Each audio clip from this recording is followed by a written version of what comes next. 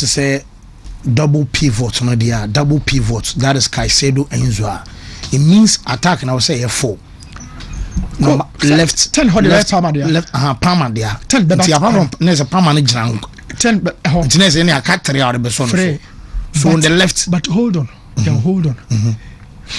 Somebody Papa ban midfielder goes no so take threat no so take box no set 10 now or Bonadias free row. Okay, so you're treating as attacking. Then we are talking about 4 attackers. Yeah. 4 attackers in a DR. I'll be going for Neto. Palmer, Jean Pedro, Gittins no. Gittins or Sivao, Minya Yibako. Okay. But Chelsea for decided. In my opinion, every team so on Crabbe Bre when you want my wow. Oh, on Crabbe Bre, oh, ni moha and wow. Only him say, as at now, Pep Guardiola when just Savino need the Kundiso or best attitude na boom. And how to make can I say? It is why he went in for Ryan Sheki and then Mamouche more. They add goals apart from Kukuru no by your ball no so. They add a lot of goals. Sahalana and Shegua. In the final third, when you want to be extremely potent, yeah, then young crabby brisa. But away from that, Carlos Baleba is the next Michael Essien, Moussa Dembele, Jaja Toure, Paul Pogba of the Premiership. Carlos Baleba. Me Sharak Mama mentioned the Kakrebele me fancy and then now. Mabusa Meza say I do need a boy na Meza say Charlie Meza no boko to me cry you see. Oh. Now me say there is a journalist in France, Nabil I'll look at it for you. On a breaky Manchester United Euro a story no about the price. Abra even people were talking about so Madrid no. Then I no pay ya me cannot Newton at so. Also or bet on it. Team or there was also bet on it say Baleba will leave one more United team. Okay. Will leave Brighton for not less than 130 million euros.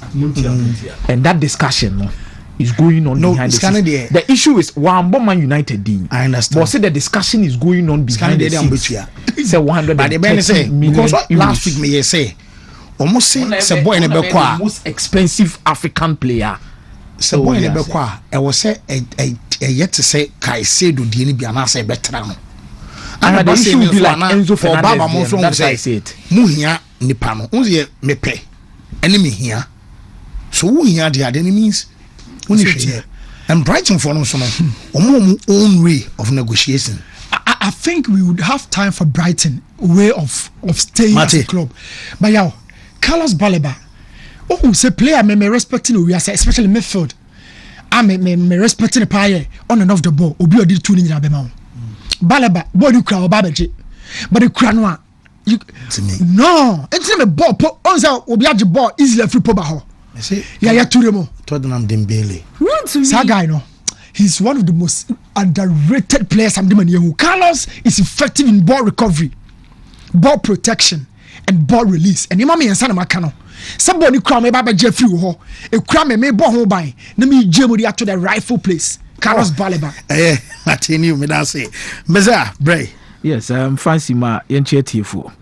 Na I say okuni di mube din for Carlos Baleba. It gives me vibes around Chelsea ne Enzo deal no rather than even Chelsea ne Caicedo deal no. On say Caicedo deal no na Brighton and Hove Albion are really aggressive to sell. Omo no baby omo gina because no more omo kofa Carlos Baleba de naba. Is over Kai Kromo signing Carlos Baleba cra sakrampo no omo initiate Caicedo deal no. The mark Caicedo deal ne chair any say Liverpool deal omo ho ebe batel mo no.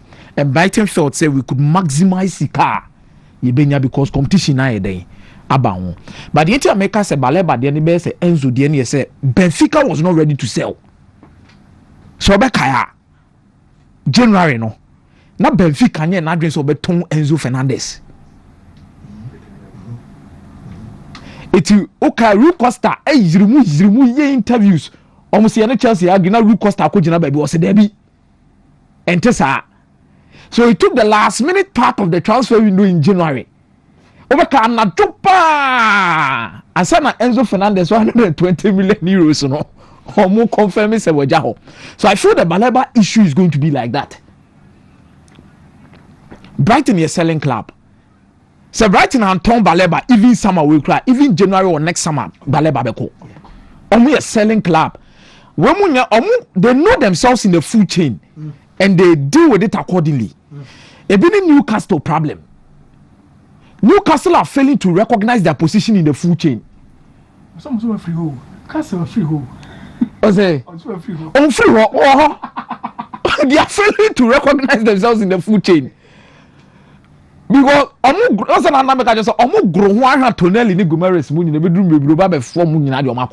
if you are not careful. Brighton now who said you need booty. I'm a one no. On one him say league in a no. On to me, be baba crana bebe mu out of the blue moon to sell Leicester Moody any be. I'm a Europe no back Bobby. Europe no Kobobia on him say on to me, but one out of the blue moon, you might bet me see a man a day. Ajibi or dear fine. But realistically, no matter say in the food chain, no more the suppliers, the amount teams in England no. To a Brighton and Hove Albion on a what they say cry Paul Baba no or a gambler ankasa or no or momo casino ni be or gambler ankasa Scalco Bonnechacha to no he okas on any bought 3D chairs na so wa oni mo bi on what on any boy be so but for 130 million euros I think for the first time United will have to break the bank the 100 million pound you know. And in the history of the Premier League, I'm yet to see Brighton and Hove Albion sell a midfielder to a different club and play an aqua floppy. Okay. From Bissouma to Caicedo to McAllister.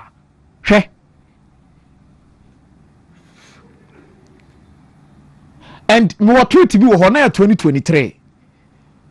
Emre Pemuno, Mabe Yachro. That time, not Baleba Boliu. Ana me come make sa to it ni say na Brighton and Hove Albion akon ana me say Brighton and Hove player ya o mo fai die me nyabotre hwe no about 21 games pen dia malio me habo ani di that time kana Paris Saint-Germain so permit folder no mu nya sign me o mo ma sign dada no and no musa ko Baleba on asa that time na Baleba ya 20 million euros ya te so mo ya 15 but PSG and fan Brighton yes smart no moko for the buy. No, I'm saying it once again. This is a player that is more room than an immunity. He has not been able to accomplish half of what Caicedo is saying. Well, Adolfo Nana Kwame Edward Jr. say, talking about Carlos Baleba, pay close attention to Adam Walton of Crystal Palace, far better than Baleba. United need a player than Walton. No, United here Baleba chain what bebre. Let's not even go there. Michael Brem. In ceremonial profile. Or the message no send no. Adam Walton, the profile no. He's a midfielder that is effective when the ball is at his feet. Okay. Baleba there no a combination of both. Baleba can play, but again, the work rate, the energy, the athleticism, it is unmatched. So I appreciate Adam Walton's talent. Beautiful. Adam Walton here, the typical English midfielder who plays like a Spaniard. I dream that it no born on him more.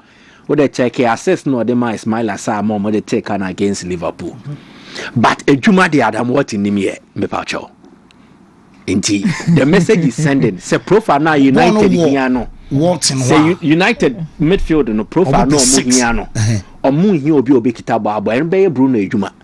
Think omu pe obi abe replace Bruno there, then Walton will be under consideration. Okay. But omu pe an athletic workaholic type of a midfielder to complement Bruno in a double pivot system. Into already message, he's speaking to the wrong profile. I agree. Asama na mebeka na Mike kan. Gattuso.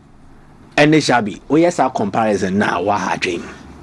And what na meba no because me share a yidia what in the like Michael Carrick. Typical Michael Carrick. But I don't know United here and say na me Newton discuss. Newton busa me question me. Ono cry mo aso ba wo musai. O say say mo double pivot ni be ye hwan Bruno be bo he. Because in Buemo, nothing looks like in Buemo Beko bench.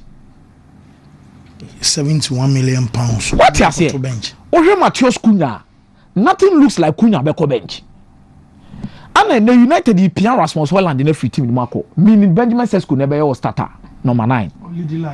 Ama Diallo no crown on to me more on him money in Chamber. So no bebo the right wing back no. This bia Dalot Sasia. Then game new movie on Nebia Amada Babe substitute. Chine the Adam you so the neighbor 8. What the neighbor 8 so new teammates and reference be were trying to say Bruno they on your discipline out of possession. Oh. Yet you want to command here, no. And I make a chance say you need a profile like Baleba. I don't know they be running all over the pitch, tackle yes, sir. Include to human in the man. And yes, sir. Whoever you partner in that particular midfield, say the pakone pebo on the ball chance said you be tackle and obey Juma. Man United midfield ne be break it debia. And you come on, I mean, would this say no? Kobe Menu, Ugarte, Casemiro, Bruno Fernandes. Women have 4 Manchester United midfield starters. Say ka say almost say double pivot na fancy omo nyina obi no betima ya adwuma na Carlos Baleba de be ma no na say Ugarte ne dem say Wontumi into level no eka ye be right no eka be fie no ya ye aboka eka ade a eku Ugarte ne ye say yenko American tackle no Ugarte betima isa nkuru tudwuma ne de ama. But what United wants to do in terms of building up in the first phase Ugarte ya bebre kohe Man United ne Everton game no. And the last game at Man United, but I think it was against Bournemouth also Ofie, Old Trafford. Bibia says see, I'm not saying the same mistake. But Baleba no first phase build up, Newton can be the first touch or be protected ball no. And you first or be driving ball no. You need him in your first phase. You need him. You really need him in your first phase. That is why United is pushing it. But United they no summer way are. Fancy, trust you me. United will bear 30% of securing this boy either in January or even the next summer. So United and me and fan Sambre ya. Summer no go for be ba ho no. Madrid crab it ba ho. United will bear 30% chance of securing this guy next summer. What raise a very important yes because a Basana obe torn between Madrid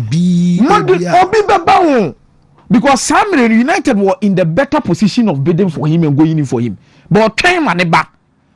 Madrid could even decide so I'm not saying Enzo will move to Madrid. In certain cases, Madrid can decide that Enzo will go in for Enzo. Or for Enzo, Chelsea can decide to come in for Baleba. And now Chelsea beat Maton Lavia and decide say okay, Mami Kofa Baleba and Fanembra. Chelsea will scan all the bit Fanaba. Liverpool can also decide say Gravenberch e bredo. Ono kwa na 6. Yeah. Ye bet ye pese kofa Baleba de neba. Liverpool will scan so bit Fan de number. Wontumi. City akotetare ho kakra. Now Rodri injury situation no. City e bia se si am pempen am na wo kasa no. City wouldn't need Baleba. But you know sama no. Obetima kasa oh let me move on Rodri. Maybe after the ACL. After the ACL, let me move on, Rodri. We go for Baleba. Liverpool cry, my Liverpool for Baleba payon. What somewhere Liverpool for Baleba, yeah, check out. Yeah. Market dynamics in the best. And United are the front runners, but the best is market dynamics. So United and Yano, and Yanis say they are 30%. Quickly, I think say. Many come about Garnacho issue no to Chelsea. Now somebody asked me a question say Garnacho ne getting one a yard. No credit ya me say yeah the statistics ne tun se ne ni de omo me statistics ne to on ma pede me di mani akwa ko hu no. Me forward the ama Shadrack here getting so any more osoro. Garnacho. But I think the reason why Chelsea are so much bent on getting Garnacho in this setup is to provide one competition. And number 2, Garnacho with the Premier League experience, they say. Wabo Premier League, he knows when to start. And he can't big games are. To be very honest with you, Garnacho has always showed up in the big games at United against Chelsea, against Liverpool, against Arsenal. He's always going to be there. And or the charisma and the ego to prove himself at that top level. Maybe the reason why Chelsea treat no because it's almost getting technically better than Garnacho. And Garnacho so no all more matches be brilliant. It's 50 million now more page no. Two different scenarios. I agree to the fact say what on Madueke 52. What on will be say anka or Garnacho they also are ready to pay such an amount of money. But I don't want to Chelsea so now those of Chelsea shoes more. We would understand say oh yeah that's our discussion now but we sound few questions. Garnacho be start mama na. Nipa na one na preno Garnacho better than him na. And subsequently what you factor all of those things. But I think United so feel listen no. We so your more asset. Said ya no. Son because Chelsea don't play am or better say player A B C D or A asset. Ne so faso ni pa into first case be fa ko. That is what United is trying to do in this particular said market. But me who say we be call latter days in the market. Ebe sound around be 45 million pounds. That means be 40 billion add-ons be 5B no the call. Now if you be an water. But Virgil van Dijk as a captain statement now we issue here no. He is right. But in context, I don't think obi o anyoma hane pa no ko betwa ko ni mo bi ti se ekitike. Ana o ekodi gakpo a. O betwe nyoma ko mu kakra.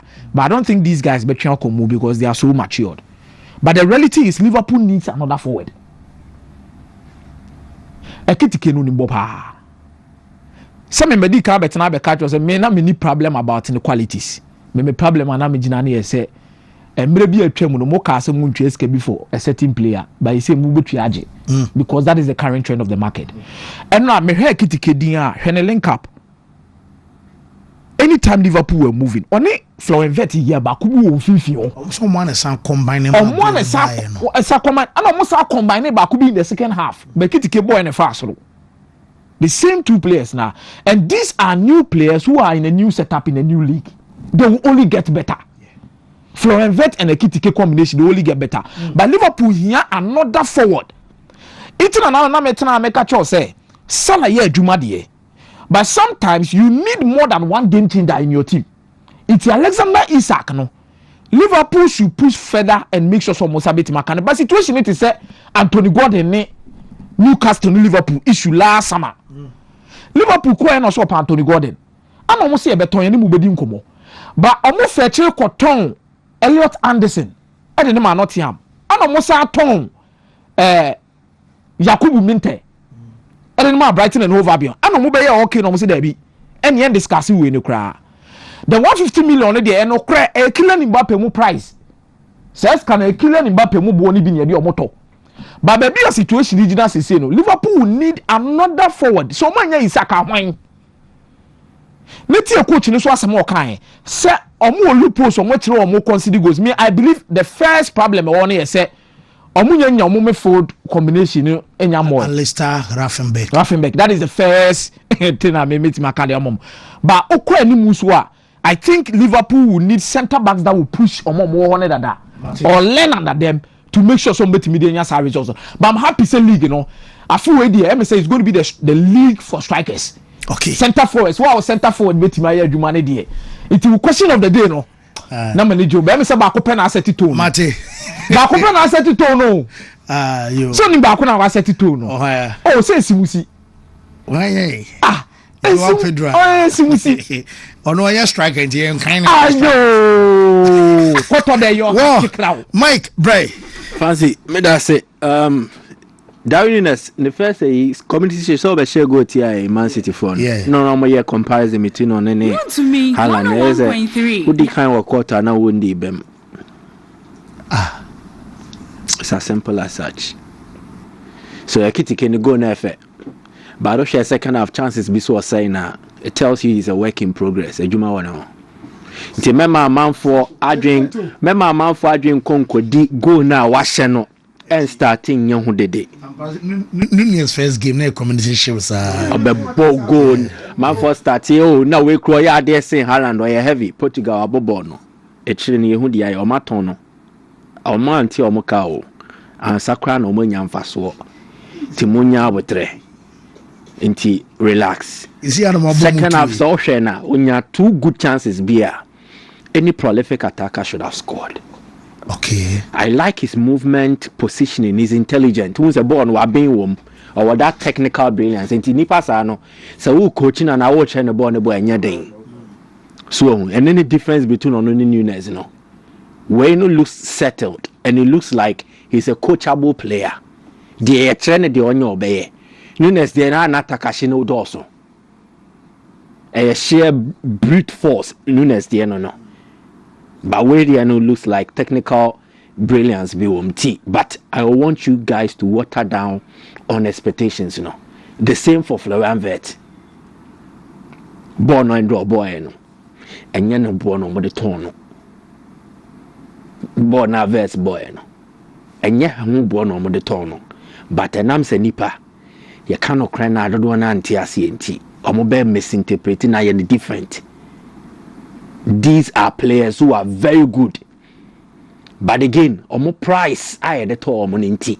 Ebe ma man for set bar no too high. And they will unfairly judge them. Timunya botre. Maybe also if Hannah Slot and a coin of Befaswa. He will integrate all his attackers into the game. Wayne Wirtz need to me boy, but they played mostly from the left. Salah was more isolated on the right. So checky game na Salah na ne. It is a worry for me. It might not be a worry for Hannah Slot because Obe spending much more time with players no training grounds. But the mimiti menu who enrano. Sesa na beto aswa nyememubede on the right side of Liverpool's attack. But these are the issues a wom. O ma attack ne de o ma hwehwe nti akoye se Acura cars na abani bi. Echire ho no a Mercedes Benz with Alisson, Van Dijk, Konate. And o ma pair range be the ato flank so no mo kobasa. But in fin ne de Kia Picanto. And Liverpool's midfield, it needs an upgrade. A light, and again, it does not measure up to the standard. Say no more ye na fin ya a hard team no. And that is what I see with this Liverpool midfield. Omo mobile and run there. Omo ye good enough for FA Cup and Carabao Cup matches.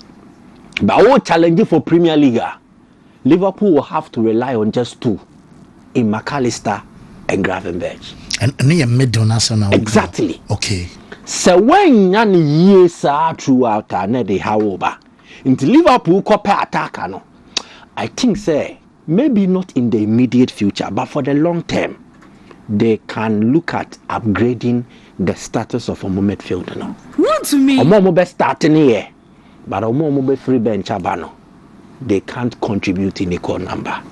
I am a concern, but I know another day say benya time the upcoming season home come Chelsea team this week they say there I've been say kutu say simple I've been back as omo betete na yedi ya chicha mu my attention be call the air so off the pitch and you see we as we on asem sia depending ni pa na wakoya ade no sebe so we are mobrohu ni na ohu wotan a even so you the focus say ohu wotan a aya wa semba omo tumi na omo tan no omo deal with you drastically. So if you are in the good books of the power holders omo atumi wo omo nsem na they massage your staff enti dia wakodi bone kra na yetimi twitwaje no ana yebu ye ni guso dia ne ho tan no odi bone ye lesser than wo dia ne kra ye betwe na so nti ye wobofu kase bi ye kase an overkill and as a killing an ant with a sledgehammer na is a case ni kenya wu bi asa but enam asumesia ne ho bon munti kwan ye be fa so aka no ene kwan ye be fa so aye no echinda. And I'm speaking in reference to the hypocrisy of the football power holders and why they are silent on Israel's atrocities in Gaza. It is becoming too loud now. UEFA, FIFA. Okay, case in reference. Before the community showed the trending power social media was Salah's response to UEFA about a Palestinian player, almost a Palestinian Pele, Suleiman Al-Obeid. Abrante Bono, Waba is 40 years, into Bonnie they were but do Palestine mining because of Senor Sikun Hobo at club level and national team level. Into your friend Diba Kope. Pele se Pele de enije bre Brazil for nam football mu a saa na we so de enije bre Palestinian for na wa boni ball na wie na omo say o won tenten wa o twen see ye di aid beba na ono so enye nnuane ne medical supplies ni bi di akofie eja papa. He is the man of the house. He needs to cater for the home. Nature na Israel for strike back bomb Abrante wa hwere ne nkwa. Nti we for buy no mobile show say farewell to Suleiman Al Obeid, the Palestinian Pele, a talent who gave hope to the countless children and even in the darkest of times. Salabai no say na mo betimi a kire kwan your fast we he fa no we ana de enti no wawu eya bebuo ana kasakwa na so kire mo say bibi na siye ma branch ewu ye ba ne mo ntimi aka ho behia sanka mo behwehwem na omo di sa nyamransem no nka matwe maso yewe fa obetro we ade to a ye nti wo hwi bi o okay o de enfe no nkonkon ye na dwumadi a ye de ensem trofo. We can take sides based on a particular agenda that is available. Man for discussing. And then pass here that's already Israel for omotopaye omatubima some 4 Al Jazeera journalists almost ashro munkwa. Abranti odaso onya sports. Ba yensem troni. Ano ye nipa. Ono ne omo ka ne ho no. They are gone. Your friend Anas Al-Sharif. And that has become talk of town. Israel and Chile Mooney and say Abranti away no. Almost or the journalism profession or the katasuna or ye to training kesiye. Ana Hamas for no money Israel kontokano. Abranti or come movie. Into Omo intelligence on my pekeno. We know he's a threat to Omo Israel for no, so they needed to eliminate him. Al Jazeera for some common no different. So it was a targeted assassination because when the report no and now baby free and a small sumninti. It tilted towards more of the narrative of Al Jazeera. Sharak Nyambotire Beba Weso. And he's not the first Al Jazeera journalist who has been killed. The other toso kaneno Sansufako Obion. This is somewhere 2022. Al Jazeera takes the killing of Shirin Abu Akleh to the ICC. Who reduced Rona a news Israel-Palestine conflict. Another Al Jazeera journalist killed. Again, Mami, another one. You will see that there is another man in the name of Ismail Al-Ghul, an Al Jazeera reporter who was killed in July 2024 by Israel on the Shati refugee camp in Gaza. As of 2024, no, as per or more count, almost journalists do or mashro munkwa through this conflict, and mostly from Israeli strike, and number 164. 2025, Aminoka say, etra 200. And the latest, Anas Al-Sharif, Nini Yanomo Muyej Mama Jazeera. Why am I the perpetrators? Israel. Again. Now, the entire to me can say Israel is an ally. He's a friend of the West, the Western media, and the Western powers. They control FIFA and UEFA. Now, say Infantino Mokobo Club World Cup. No, why not? No, Mujinao. Donald Trump. Referee Nana. There be Donald Trump. Now come because he Iranian referee. There be a cow referee in Nasamunko. But the Western powers, the US, the European Union, whatever. Israel were more good books more. So rarely would they speak against or act against Israeli.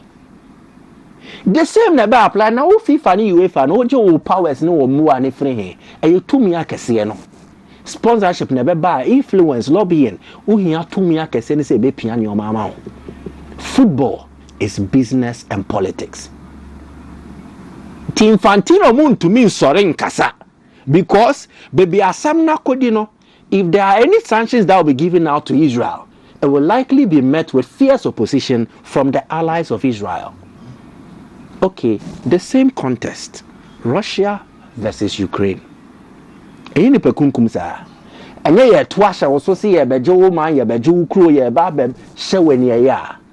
what has happened to Russia? Russian clubs are still banned from competing in UEFA competitions. Russia's national team is not allowed to compete. Athletes across board, various sporting disciplines from Russia, now things so compete on major international competitions. Russian team, because Russia and the Western alliances no, and there is a long history. Russia, US have never really seen eye to eye in the geopolitical stream. Into the ATN is a sad dia. Russia dia ye the abane bebono ba ekoye ba ye ntimi fa abane mbono into we no ye ne kasa ye kan say abaye de botechine no ane de bobane we de besesa abane ye de bebotechi no it is a timber ba de ne de ye mfie Wontumi into who class ya bono, and that is why I started by wasema ye kano based on asumesi anobenten asumesi say no who go. Now say he is in the good books of the power holders now. Yemfa yensa nka asumesi. No benten there is in the bad books of the power holders. Boni no kodi ye nam emfa ho kra say ni asumesi there ye pe. Ye betwe aso and we'll deal with you. As it stands, Israel's national team, they play their games. Israeli clubs are allowed to compete in Europe despite the atrocities of killing even former footballers and to some extent journalists. And as there was this Palestine leader or something, Hamas politician. They didn't hear Sinwar something. Maybe Ismail Sinwar also. I don't know if I got the name right. I must say, journalists in Omoko selfie, chair say in models anyway. Meaning say shadow pictures so nobody me that too. So he was targeted from there. He's been eliminated. But any human rights violations near there. But in there Israel share. I'm a good so train. Russia will be sanctioned. Israel will not be sanctioned. And that's no. And that is because of where Israel belongs to. So where you belong to, it is very crucial. And I think you're working your way into the good books of power holders. Now, what's the mobile? You're going to fast where you can. Whoa. Yenye na afi yema supreme embra obi nso beso che se nipa mienu na ekon anam say baako sibam baako mo say I say UEFA and FIFA have provided a political cover for Israel to continue to commit their atrocities. And here Ibrahim Khalid and a Dubai na way and so Gideon Nyanda say stop attacking Israel. What has Israel done to you? Two people are fighting and you are taking sides with someone. Recently Israel has been murdered, but you don't talk about it. Israel thereby I'm saying was Mike Fefri, journalistic point of view, and and so the Supreme say be okay there. Now I don't be okay. Wo yem kwai. Ewiem na style bi. Ada san They started the corner. Said New Mexico no helicopter. Ba go so on kokwa no pay force landing bi so. Helicopter. Helicopter. Apart from last week, the blue one bino. Yeah. We use another helicopter from helicopter be another. We also almost private and military. They're really a private Nibia. I'm say. Now G then any feet no height or they fly above sea level. No. It differs from aeroplane ankasa. And weather conditions in Mboa. So they will have to fly lower than required into most of these things are basic. Yeah, Tiadri, a 9G AFW. O say the American is here, no, yeah. Helicopter. I mean, why? I want some on the Tiamon by Rimunet, a former Sonia, T. The Grow MJZ and Auntie. So almost say by force landings are emergency landings. And they all can agree. What you sure? I raise to count. But oh, yeah, just be treating private and we more. Why you use private and we will be out. As I was saying, I want to name say we will come out. There's a voice in always come. A chairman was a helipad. Oh, yeah, and basic for more. Okay. Private young quay, Supreme. Fancy and toss enough, Yenim Commoner.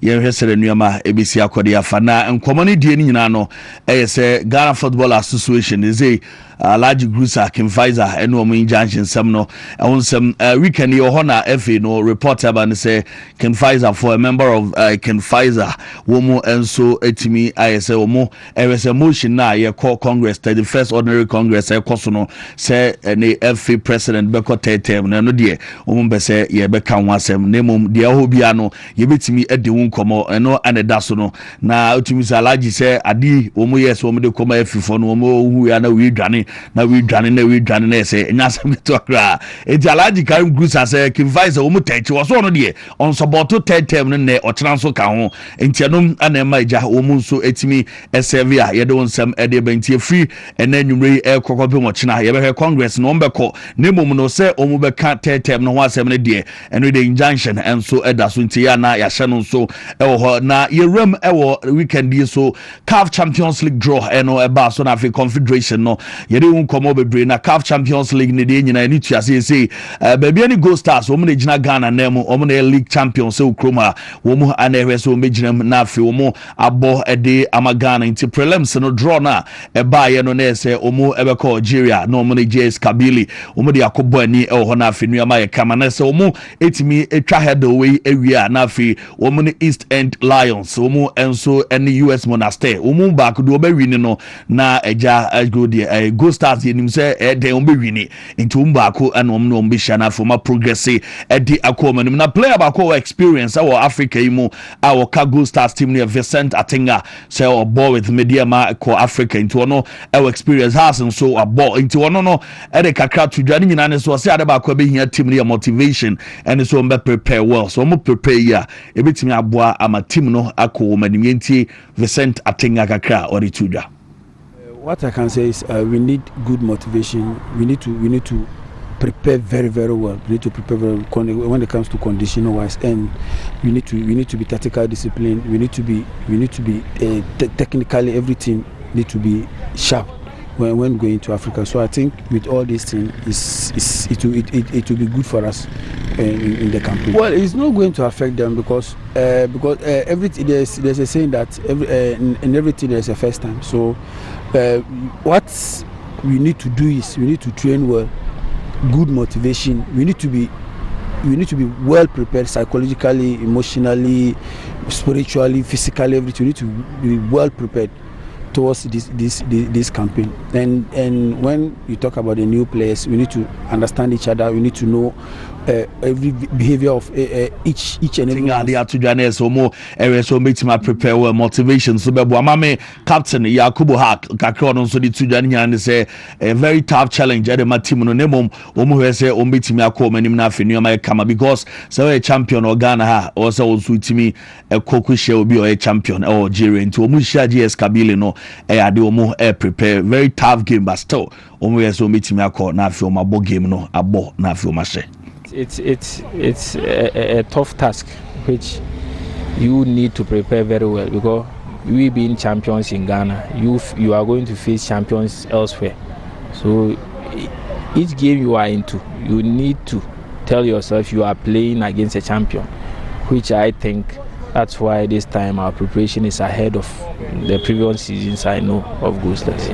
This season signing is about all departments, so you can see the new guys are also responding very well, which I think had been a very, let me say, a competitive, which I think is good because if everyone is competing, that means if you don't compete very well, it will be very hard for you to even have a playing time. So those who are around are competing. Well. Captain, what they got credit to the Jebusia for you say game no betimi akoyi na nuama ye kama na enra ane ye ono mo report na is you can say Gold Stars for no say na yaw amankwa asese ono na return na for no abe first assistant coach de amatim nurse ono coach Paul Manson on be boy adwuma na nuama aye kama nti no good news no na yaw amankwa eni ana say wo be boy adwuma ere amatim no na omugo so preseason omo bomodin pa weekend Gold Stars eguso omo a boy ya omo share 5 omo ne Shalom FC and the boy no omo share 5 goals e was a game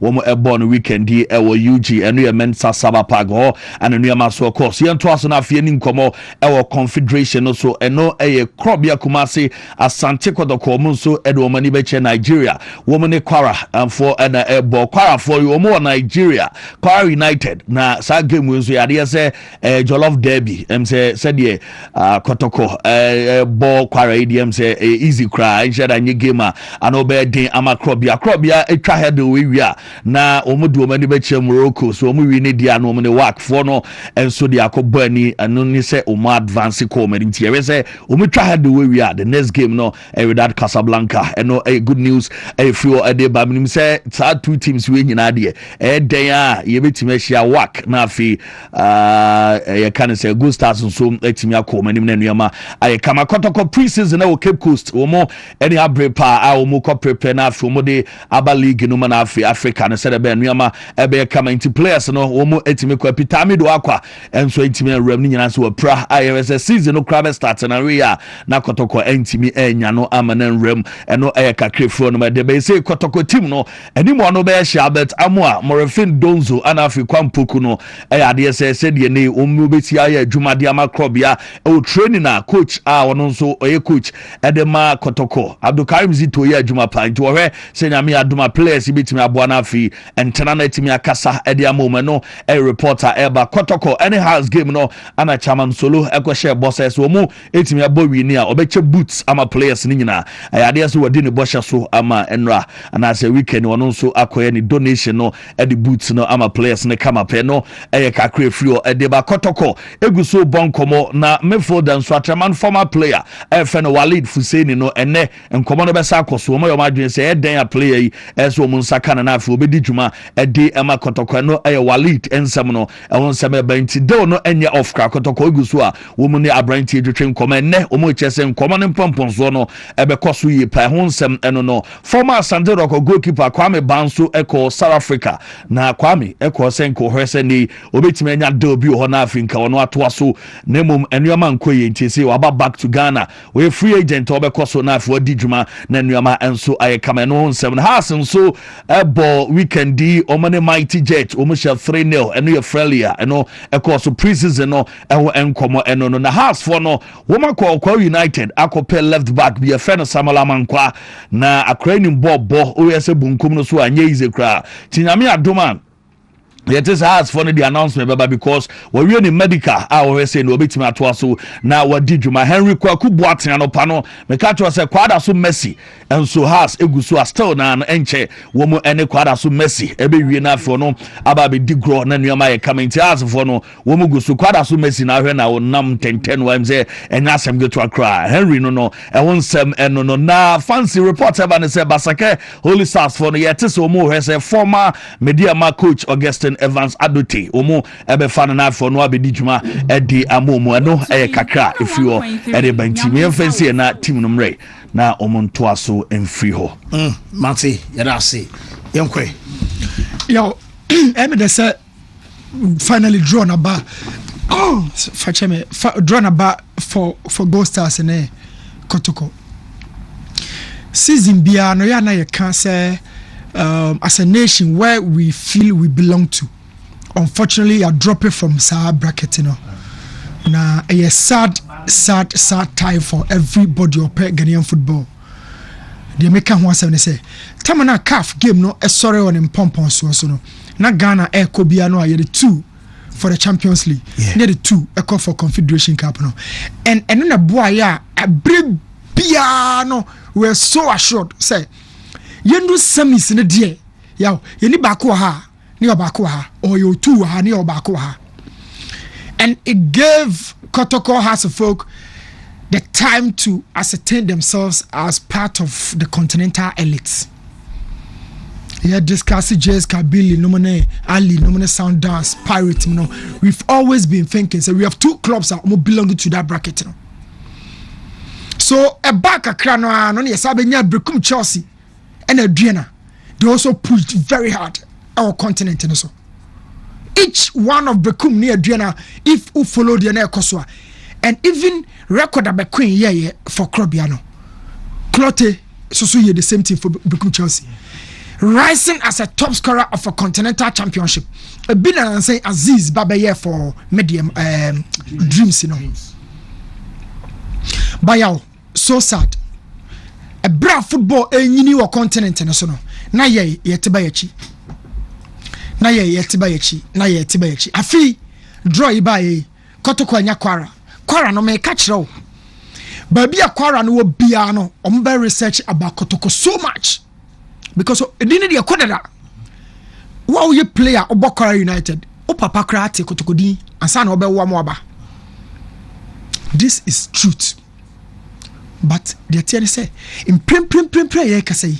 Krobia ho den o continent no so no ete say.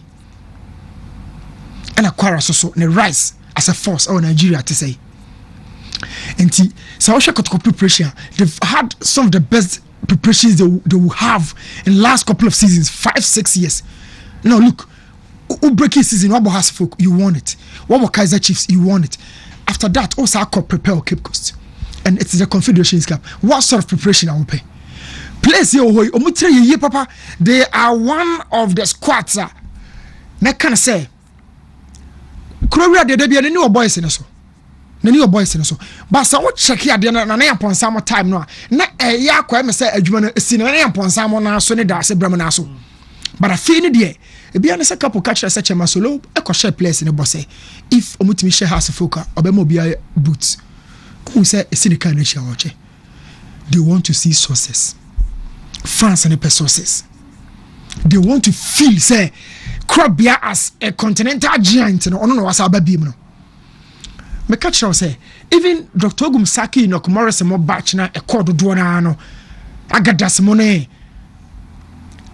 keeper no dan lad mo batch ne coin no I was saying says squad ya Dr. Parody there they be fit so well into the Confederations Cup no and so be it e hona Kotoko say it will be a major knocking door for Kotoko or continent no so be o Saka Kotoko Champions League na make am pe expectation no my catch no maybe na Kotoko Africa pay and the CK no expectation is huge if you that squad na felesa na damu no na your top squad ba accommodate no maso ba squad no yo everybody you call out in your squad or just a big boy na just no maso ba kon Shafiu Yakuba Emmanuel Janfi Sinanu Kwambosu Conte Jordan Opoku Finfio Nia J and Obaba ya assistant coach for Elimina Sharks Okohohoi so unim say Nia J no kan ho na Nia J kan ho ba chiro no ma and then it was from Pons so Obaba ya coach no so na captain or ball left back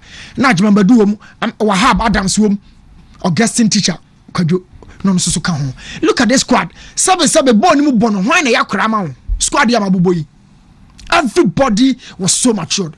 But the coin hella for the fast one and you know almost so for light see you so bobo no get this fast side or so yeah bobo no side or you need to prepare for the Africa now adia me dema kotokopa the presence of coach Karim Zito yeah Africa na yekano Africa na yanka hunu na obi a so no ne koba enche oh cause it to the club football bo Africa national team bo Africa what are the U20 ne the lad mo squad no cause it to there WBA is always outside now the problem in the Ghana Premier League you bought up to 50 to 55 minutes on the average Bobia 90 minutes we are say per FIFA rules and standardization you bought 90 minutes but according to the intensity of the league the competitive level of the match and the players available 90 minutes be different from 90 minutes now classic go 90 minutes as been able to go as 90 minutes Bibiani goes at 90 minutes they play around 50 to 55 but Europe Liverpool Manchester born 90 minutes yaw the best say one game no nyina be 5 minutes be well they all can be you've come on job on duty so you need to stay on the job enti me some kakra maka kire go stars players no maka kire Krobia for ne say we trim say o kwa Africa na ko bo na to atwene no ada fam aginsu anom de aboa o da fam agi bo na to ya o pompo Africa no bo 80 minutes ɛsɛ sɛ woda ntɛm ɛsɛ no mu nsuo mmɔ ɛsɛ regulative body no ɛma coach mɛka nkyerɛ sɛ kɔda ansa na wo sɛ ɔkɔbɔ Africa na wo gyina game no mu na wobɔ ayaw ɛnneɛma bɛhyehyɛ wɔn ntu no srɛ medonyame wopa kyerɛ sɛ ɛnyɛ mfiri kɔ bi ɛnyɛ mfi Africa no you can't mess up. Player conditioning is very key. You should condition your body for 90 minutes. When we say Kromo, we should go first half and not the form. On check here. Walk out to watch a ball and cry. Save when you cross or pre-crown or the Hanway is a senior disu. North Africa for the animal hydrogen. Yow, what do you call you African and that from Busa Solomon Besimo?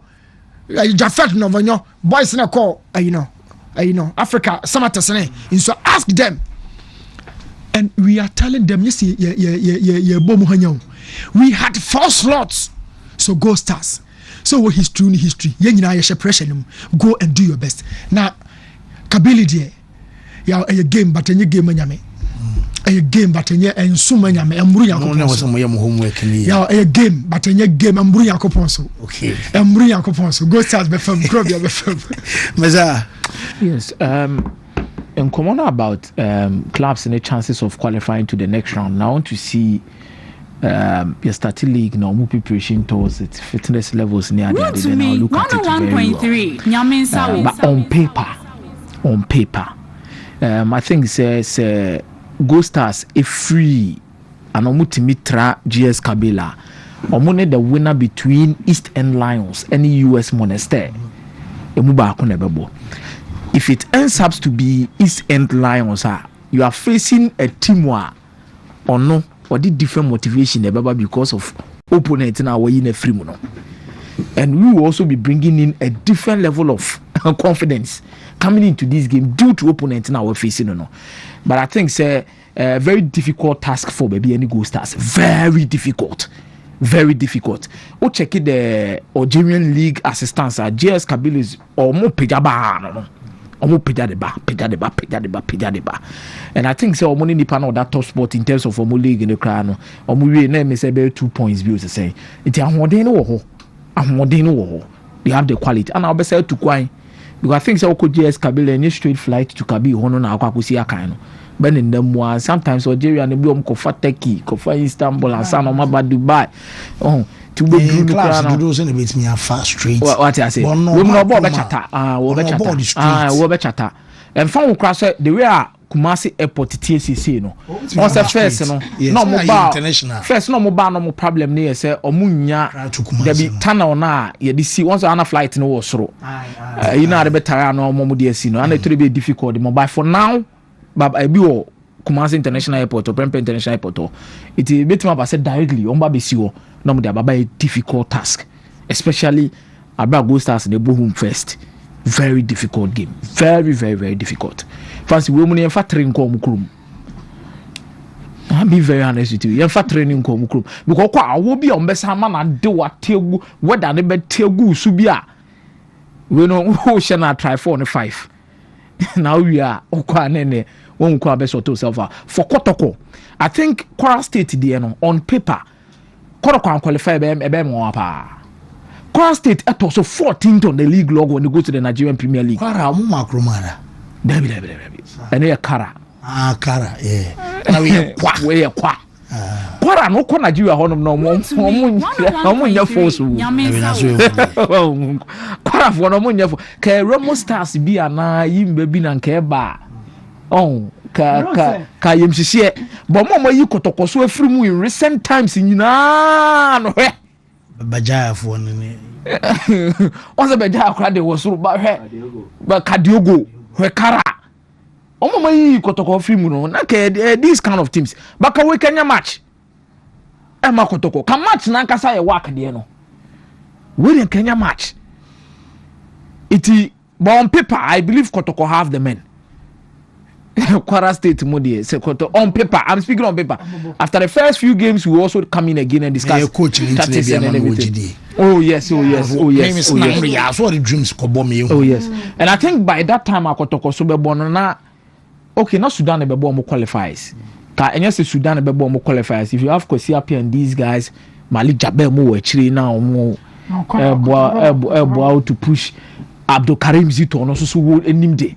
Then you could see they could get it. But fancy, and then I'm in common the past will be Gina Tetem common now Peter but once or the buy no for quite some time now I mean touch you knew you knew oh the third term discussion about FA president they ban 3 times instead of 2 no you see Tama normalization committee a buy no me de bia me ka say Ghana had the best opportunity to reset their football but won't make massive use of it. Because normalization they buy and then was a proper reset man kasa am renewal be brave improve it. By improvement in should any one say e ni and tare de bobo. But normalization committee no e true bibi and almost suggest bibi to one say there be. We a Ghana Football Association president also try 2 times and yet 3.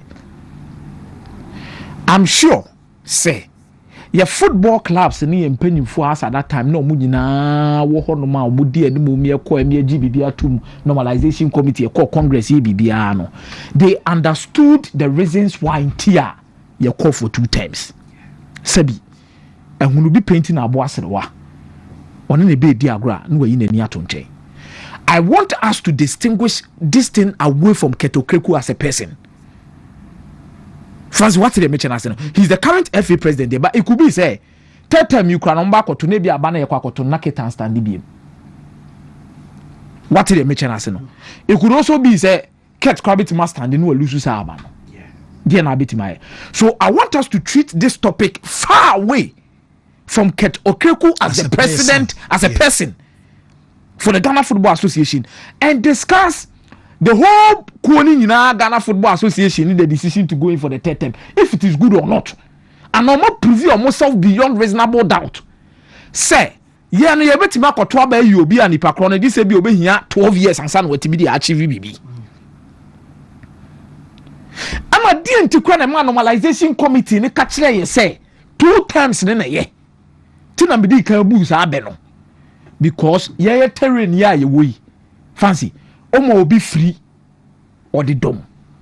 Besoso. And Ama will be 1 inch or the 3 inches. Ebe count. What is me ametiye? If you are not careful, we might vote for 3 times coming Congress here, baby. Ye 2 year obi fufuro so ba na se bia ye koye nim no boboko na so betimi atena se decide say there be 3 times na mwa ye fa nkofo obi di ko 3. Ye because ye nim ye nkofo no. You see, I have zero trust in the current football system we have when it comes to our football clubs. I have zero trust. Your football clubs then paying for the ability to make proper footballing decisions. Minyomuni. Ayatoma miningwa. Minyomuni kwa. Until we believe that they can make proper footballing decisions within 8 years. As a kuo, and then parako. We are begging them. Me and Fiansan koto aduane mu a dachi bi no ye benu ye ho. We don't vote. I agree we don't vote. But we are begging you. A dear pa na motimi testing within the 8 years e was see a timid force account. No, a dear pa. 101.3. Let's be careful. Na power way. Let's be careful with the way we treat things. I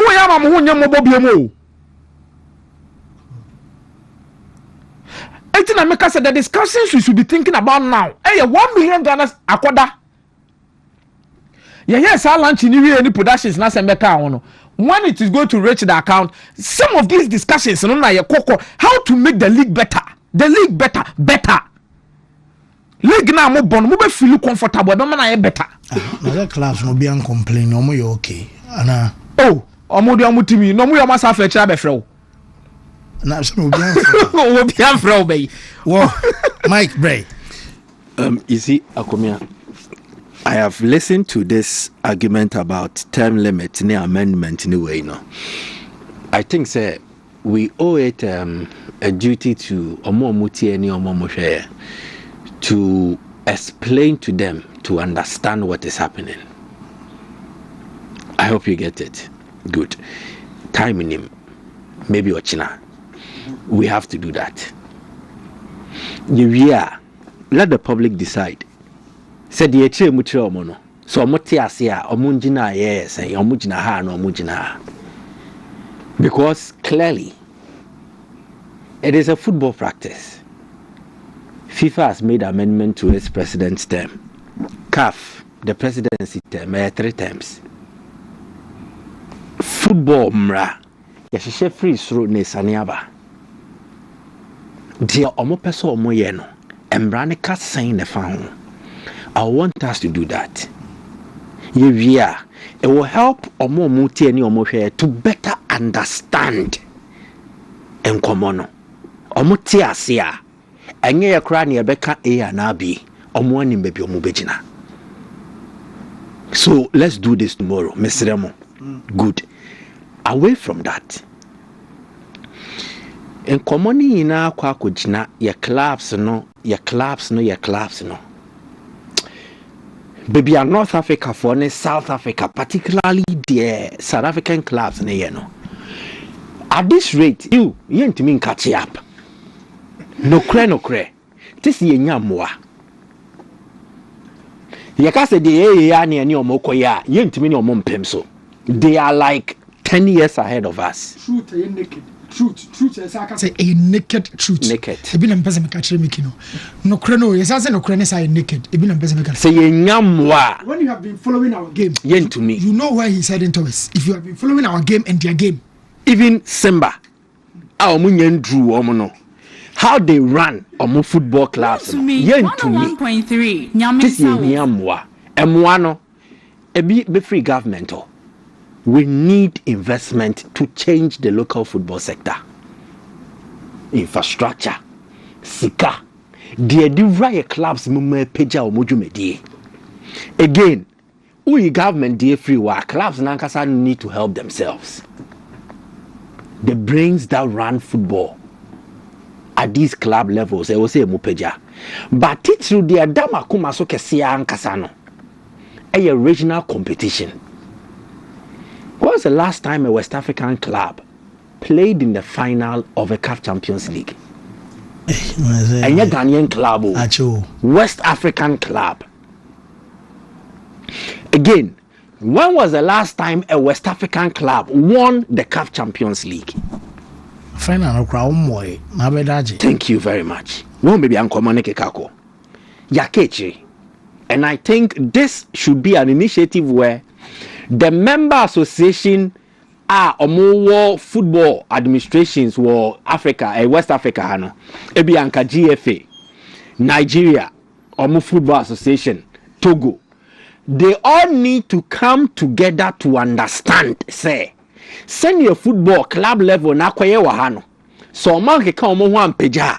There are collective benefits they are missing out on. First, nanka sek African sport from Ivory Coast no mako asante korokone has bibeko oboase goldfields biba befra. What this did for yen say it showed West African football and no talent no gua more bossa competitions it enhances the value of their players na send your hand acquire conveyor belt for share ball ni moye now your clubs no do one to me in Kobo Africa first na Ghana 4 clubs and the 2 cry in their maye. So they can't play in Africa, audition their talent, sell and make more money into your clubs, your catering. And so it goes to the member associations. They need to come together and then draw up a plan. Mema dream, this is my suggestion. Anka wafu, send your wafu zone A, zone B. No mobile wafu championship for under 17, under 20. Yetimi bo wafu championship ni ade no. I think they need to bring back wafu club championship. Ya bobi pen ama de wumu ne dwarf mu ina ko bobi. Every year anke ye bo wafu club championship. The best from Ghana ebi abe 4 clubs. The best from Nigeria no ma bo wafu zombi de. Na wafu zo A for so abo mo de. What this does is that my clubs, a sub-regional exposure to how football outside of more countries in the city.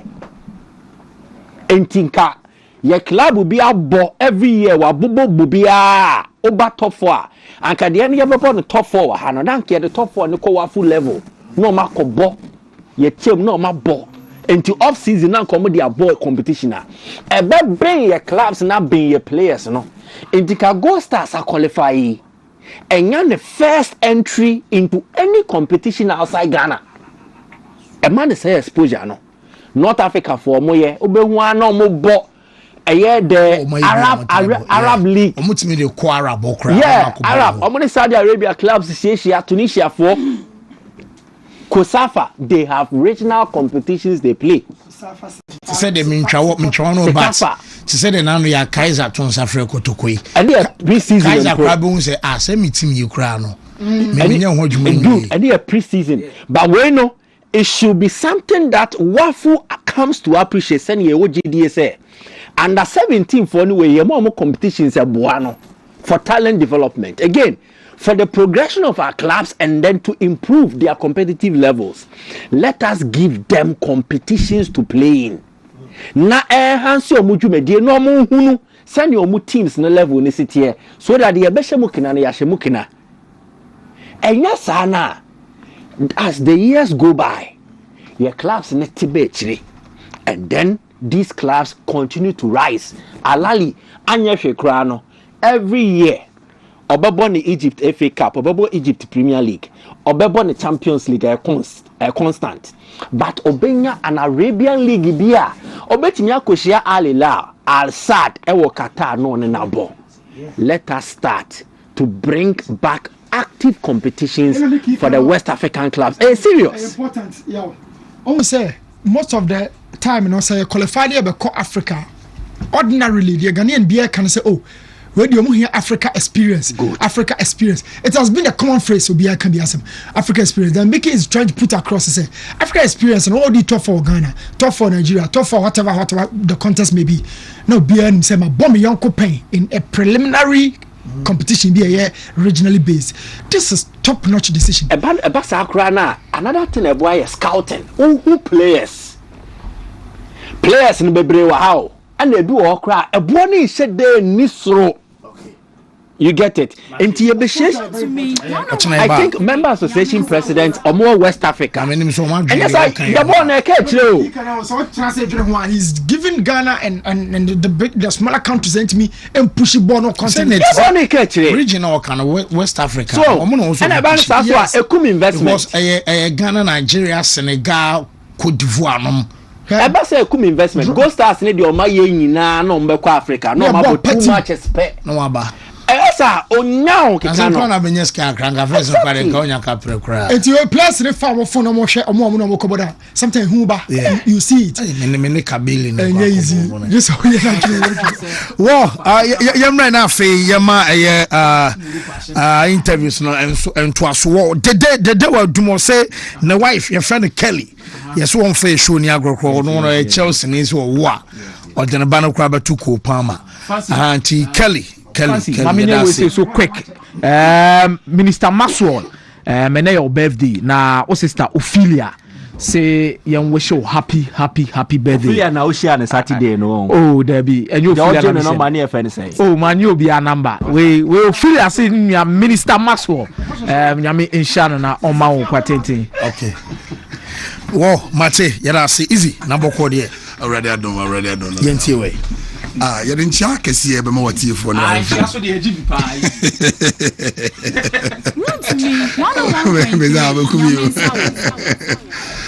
You didn't check